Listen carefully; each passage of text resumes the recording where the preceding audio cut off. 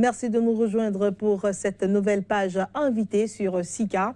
Aujourd'hui, nous avons le plaisir de recevoir pour vous Serge Prince-Agodjon. Il est juriste et analyste politique. Serge, bonjour. Bonjour à vous, bonjour aux téléspectateurs. Et merci d'avoir accepté notre invitation pour répondre à nos questions. C'est avec plaisir que je renoue avec SICA TV. Le plaisir est partagé. Alors aujourd'hui, il sera question de parler de recours. Recours, qu'est-ce qu'il faut entendre par là quand on parle de recours contentieux, quand on parle de recours administratif, il y en a diverses sortes. Eh bien, vous allez déjà commencer à nous dire, pour planter le décor, quand on dit recours, qu'est-ce que les téléspectateurs devraient comprendre par là? Je vais d'abord commencer par définir ce que nous pouvons appeler recours. Et pour le faire, et pour être plus explicite et plus simple, il suffisait de se référer au dictionnaire du droit privé de Serge Bourdeau, qui dit que le recours, c'est le fait d'en appeler à une tierce personne ou à une institution pour obtenir la reconnaissance d'un droit qui a été méconnu.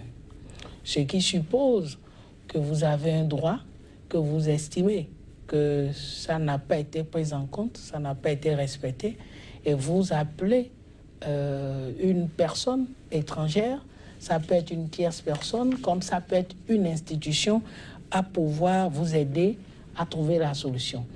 Il faut faire une cohérence avec l'adage qui dit que nul ne peut se faire justice à soi-même. Si on ne peut pas se faire justice à soi-même, on est obligé de se référer à une tierce personne ou à une institution qui nous aide à trouver une solution à la méconnaissance ou au supposé méconnaissance du droit que vous avez qui a été pris, qui a été bafoué. Voilà. Donc, pour être plus simple, c'est un recours que le législateur donne à tout citoyen pour qu'il puisse aller vers une personne, une tierce personne ou une institution dès lors que ces citoyens sentent que ces droits sont bafoués, ces droits sont méconnus. Tous les textes qui régulent la vie sociale à l'international comme national donnent cette possibilité aux citoyens d'exercer un recours, donc d'exercer un droit au recours. Alors, la question se pose de savoir quels sont les droits. Quels sont les recours? Les recours, le recours contentieux, recours administratif, c'est bien différent. Oui, lorsque on se met dans ce schéma, on a le droit de se demander, mais est-ce qu'on peut le faire en une émission? Mais on peut faire une synthèse. Juste quelques bribes. Voilà. Il y a dans la pratique ce que nous regroupons. Nous le regroupons en deux formes de recours de manière classique. On dit par exemple que lorsque vous avez des recours pour la protection d'intérêts privés, vous allez devant les tribunaux de droit commun, disons les tribunaux judiciaires, pour être plus clair. Et puis lorsque vous êtes dans la protection d'intérêts publics, c'est ce que nous appelons le recours citoyen, et vous avez des recours vers la Cour constitutionnelle, ce que j'aime bien faire moi. Alors, dans le recours de droit privé, vous avez deux grandes formes de juridiction qu'on a. Nous avons les tribunaux qui gèrent les contentieux sur le plan judiciaire, je dirais, le commercial. Vous avez tous les problèmes de droit social. Vous avez un certain nombre de droits à ce niveau-là. Là, c'est le contentieux classique, c'est-à-dire que le recours c'est le premier niveau. Oui, le recours que vous avez pour ça, ou bien vous faites une plainte, une requête pour être plus simple, ou vous faites une assignation, c'est-à-dire une requête, c'est-à-dire que vous écrivez vous-même ce pourquoi vous n'êtes pas d'accord, ce pourquoi vous estimez dans la définition du droit au recours que vos droits sont brimés, bafoués, vous expliquez les faits et vous saisissez le juge pour vous donner une suite. Ou carrément, vous assignez votre adversaire, c'est-à-dire vous appelez un huissier qui, à ce niveau-là, prend pour lui de faire convoquer les parties Et à ce niveau, le juge, et on va au greffe du tribunal, on prend déjà la date, et puis on assigne votre attesté pour qu'il vienne s'expliquer. Okay. C'est de manière classique pour les juridictions d'ordre judiciaire, si je parle en ces termes. Mais sur le plan administratif, lorsque vous avez un contentieux avec l'État, la procédure, elle est particulière. Même si c'est par toujours une requête ou une requête. Parce qu'il faut saisir l'institution. La procédure est plus complexe dans le sens que avant même de faire votre plainte, avant même de faire votre requête vers le juge, vous êtes dans l'obligation de faire ce qu'on appelle un recours gracieux hiérarchique, c'est-à-dire un recours vers l'autorité qui a pris la décision ou le supérieur de l'autorité qui a pris la décision. Je suppose que vous avez fait, vous avez été, il y a un acte administratif qui vous brime, par exemple, ça a été pris par, je dirais, un préfet. J'ai un exemple.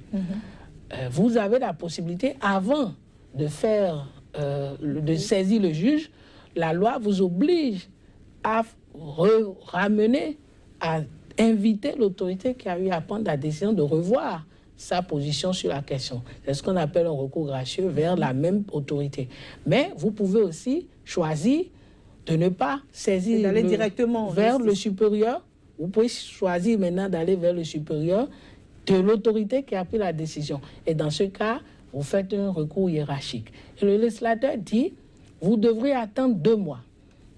Vous devrez attendre 2 mois parce que si l'autorité ne dit rien pendant les 2 mois, c'est seulement pendant cette période que dans une période de 2 mois, vous saisissez le juge.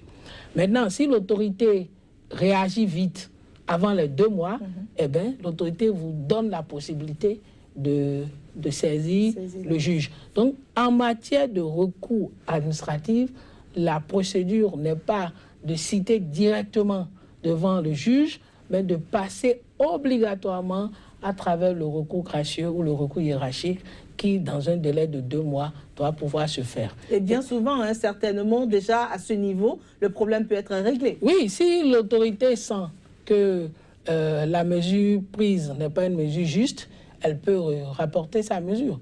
Mais la plupart du temps, l'autorité peut ne pas reprendre. Et donc, il faut bien qu'on explique aux citoyens qui écoutent que lorsque, ou qui nous suivent, que lorsque l'autorité recuse ou refuse la décision que vous lui avez envoyée en disant, ben monsieur, vous avez pris un acte, et puis je trouve que vous me blâmez avec cet acte. Si l'autorité réagit dans les 2 mois pour dire, je confirme ma décision, et vous n'avez rien perdu, parce qu'en fait, c'est une procédure préalable à saisir le juge. J'ai dû voir dans un dossier qui est passé en actualité au Bénin que le ministre de la décentralisation aurait refusé un recours gracieux et que les gens disent, bon voilà, c'est perdu. Non, ça permet justement à l'intéressé de poursuivre sa procédure et de pouvoir aller vers le juge pour que le juge se prononce vraiment sur la qualité ou le fondement des griefs.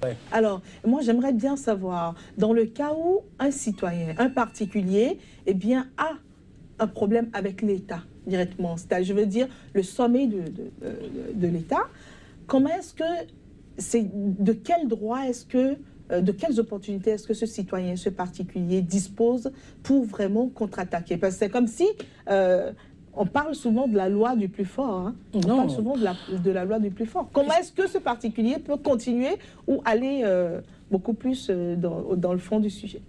C'est aujourd'hui au Bénin, je pense que nous sommes encore plus à l'aise que d'autres pays où le législateur a permis la saisine de la Cour constitutionnelle sans frais.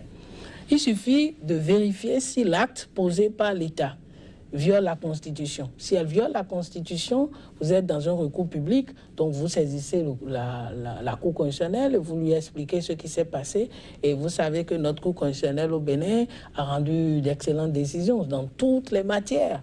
La Cour va jusqu'à même prendre des décisions sur les décisions de justice. Nous en avons connu. Donc, la Cour béninoise est très ouverte. J'ai vu, et je donne toujours cet exemple-là, la Cour dire que l'installation d'un poulailler dans un quartier crée des nuisances et donc est contraire à la Constitution. Et il fallait donc, pour l'intéressé, de dégager son poulailler du quartier, parce que ça sentait.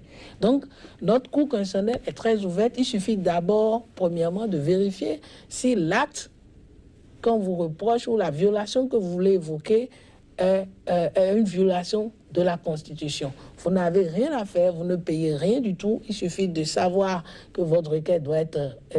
vous devez mettre votre nom, votre adresse et signer votre requête et déposer à la Cour constitutionnelle. Et puis la décision va se rendre. Et la Cour constatera qu'il y a violation de votre droit ou pas.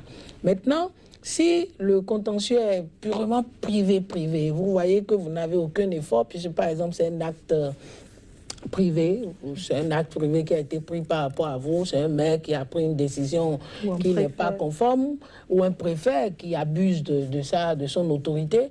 Mais là, dans ce cas, vous restez dans la procédure administrative, donc dans le recours administratif, vous êtes obligé de faire le recours gracieux ou hiérarchique. Vous attendez les 2 mois et puis vous allez vers le juge. Maintenant, notre code de procédure a évolué en disant s'il y a un péril dans la décision, s'il y a une possibilité qui va mener à ne pas pouvoir corriger la faute qu'on va vous commettre. Ça dit que si c'est la faute qui a été commise sur vous, si on ne peut pas le réparer, vous avez la possibilité de faire ce qu'on appelle le référé administratif, c'est-à-dire inviter le juge administratif à aller plus vite pour prendre une mesure conservatoire d'abord. Cette mesure conservatoire permet donc de dire arrêtez tout d'abord et puis je vais voir le dossier et puis je vais avancer. Donc vous avez la possibilité de référer, mais le référé c'est une procédure qui arrive que lorsque vous êtes dans un péril, lorsque vous êtes dans des difficultés où la faute ou ce qu'on veut faire ne pourra pas être corrigé.